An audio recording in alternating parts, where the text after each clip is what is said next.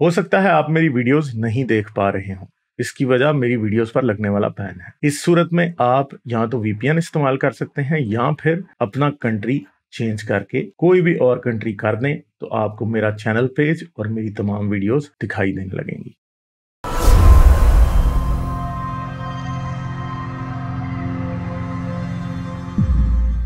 Piece से बात करते हैं। Hello hello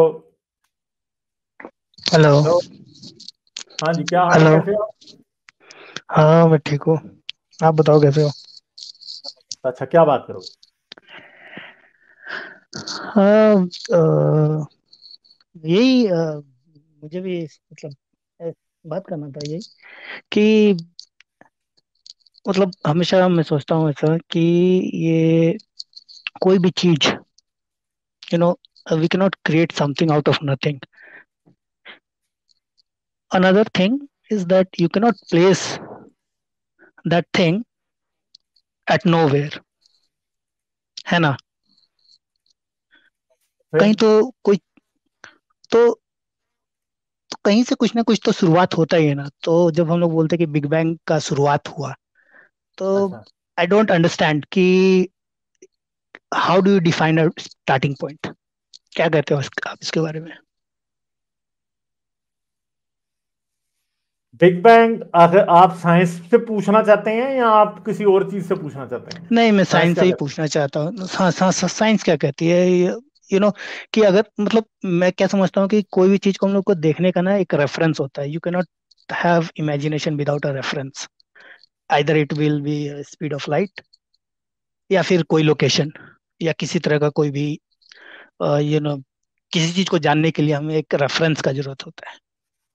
So something cannot, universe is so huge that we cannot imagine कि कितना बड़ा है ना? तो when we talk about big bang की सब कुछ एक जगह था एंड बिग बैंग हैपेंड, मतलब मुझे ये चीज मतलब समझ में नहीं आती कि कैसे सब कुछ एक जगह था एंड बिग बैंग हैपेंड, क्योंकि वो मास इतना इतना इतना इतना ह्यूज हो जाता कि the gravitational laws and forces and all those things comes into the picture. तो मुझे ये हैं? जानना हिंदी था आपसे कि आप इसके बारे में क्या यार, हम सोचते हैं। जाहिल लोग हैं, हिंदी बोला करें यार। हाँ वही जो भी हो, मतलब साइंस का टर्म्स थोड़ा इंग्लिश में ही बोलना पड़ता ताकि क्लियर हो। जो साइंटिस्ट कहते हैं ना बिग बैंग के बारे में, वो एक बड़ी सिंपल हाँ। सी बात है। बिग बैंग हम्म। एक ऐसा पॉइंट है जिससे पीछे का हमें आज तक कोई एविडेंस मिला नहीं है, या हमारे पास कैपेबिलिटी नहीं है कि उसके बियॉन्ड हम देख सकें। ठीक है, हाँ। साइंटिफिक कैपेबिलिटी नहीं है। बिग बैंग क्या आया, वाकई बिग बैंग ही एग्जिस्टेंस का शुरू था, यह भी एक क्वेश्चन है जो कि कभी शायद कंफर्म हो जाए या कभी ना कंफर्म हो। क्या बिग बैंग की कोई कॉज रही होगी? हाँ, बिल्कुल रही होगी। कोई इस बात का इनकार नहीं करता साइंटिस्ट कि जी big bang without any cause हो गया। कोई कॉज रही होगी, मगर क्या वो कॉज सेंटिएंट थी, सोच समझ के कुछ करने वाली थी? ये एक दावा है, अ, ये एक क्लेम ठीक है। है। और इस क्लेम को, जो क्लेम ये करता है कि बिग बैंग किसी सेंटिएंट बीइंग ने किया था, उसे साबित करना है। ये साइंस को या साइंटिस्ट को साबित नहीं करना कि बिग बैंग जो है वो किसी सेंटिएंट बीइंग ने किया था या नहीं किया था। ये उसको साबित करना है जो कि ये कहता है कि बिग बैंग किसी सेंटिएंट बीइंग ने कहा किया था, या विदाउट एनी इंटेलिजेंस नहीं हो सकता। ठीक है। नहीं, ये तो मेरा मैं वो बात ही नहीं पूछ रहा, क्योंकि ये तो उल्टा है।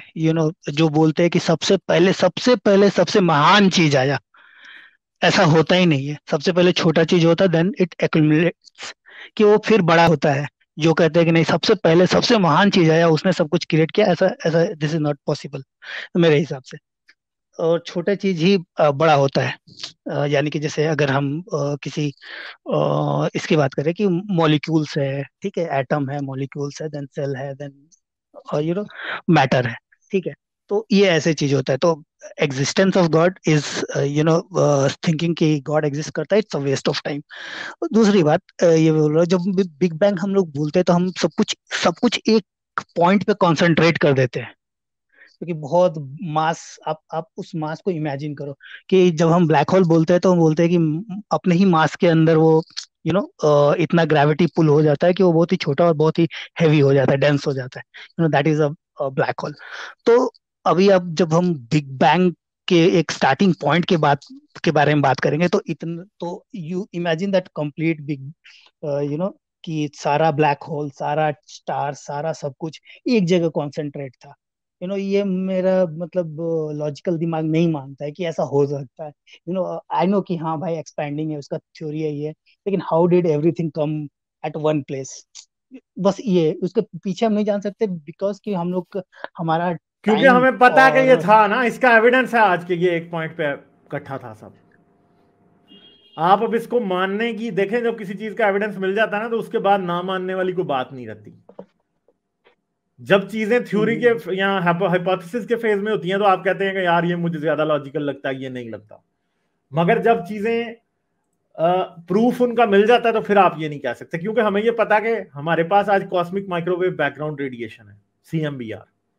ठीक है। और CMBR इस बात का साबित करती है कि यूनिवर्स जब बना था, तो 380,000 ईयर्स पहले बाद उसके बनने के, यूनिवर्स बहुत ही डेंस और बहुत ही हॉट था। यानी ये जो गैस आज आपको बहुत दूर दूर गैलेक्सीज के दरमियान बहुत फासले नजर आते हैं, सारी गैलेक्सीज और सब गैस बहुत ही करीब थी उस टाइम एक दूसरे के। ठीक है। और यूनिवर्स बहुत ही गर्म था उस टाइम। तो इस बात से ये पता लगता है कि वो जारी बात है कि डेंस और गर्म था उस टाइम यूनिवर्स।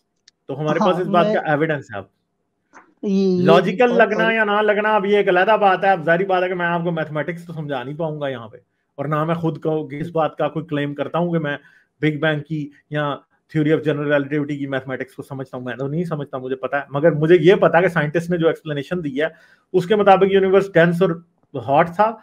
और उस डेंस और हॉट होने का एक बहुत बड़ा एविडेंस जो है वो कॉस्मिक माइक्रोवेव बैकग्राउंड रेडिएशन है, जिसका मैप हम अब तैयार कर चुके हैं, जो कि हमें यूनिवर्स की अर्ली शेप को दिखाता है। ठीक है। तो उस टाइम यूनिवर्स में बहुत ही यूनिफॉर्म था यूनिवर्स, सारी जगह पे गैस बराबर फैली हुई थी, बस थोड़ा सा टेम्परेचर डिफरेंसेस थे। उन टेम्परेचर डिफरेंसेस की वजह से ही जिन जगहों पे ज्यादा टेम्परेचर था वहां पे गैलेक्सीज बन गई, जहां पे कम टेम्परेचर था वहां पे बड़े बड़े वॉइड्स बन गए, जो दरमियान में गैलेक्सी के बड़े बड़े स्पेस खाली पड़े हुए। ठीक है। तो वो बन गए, हमें ये पता है। बाकी और अब हाँ, यही चीज। और मतलब बहुत लोग मुझसे पूछते हैं कि क्या होता है, गॉड में बिलीव करते हो या नहीं करते हो? तो मेरा तो मतलब एक ही सवाल होता है कि अगर हम लोग जो गॉड को, यू नो, एट्रीब्यूट्स डालते हैं, दैट इज वो एक ह्यूमन एट्रीब्यूट्स होता है, कि हम ह्यूमन क्या सोचते हैं गॉड के बारे में। It's not the other way around कि गॉड ने हमें क्या बताया कि क्या है। इट्स ऑल अबाउट कि ह्यूमन क्या सोचते हैं कि God should be very powerful. अरे नहीं होगा पावरफुल गॉड तो, और मेरा तो ये भी सोचना ऐसा है कि हम लोग सोच रहे हैं कि सब कुछ मतलब God is separate and universe is separate.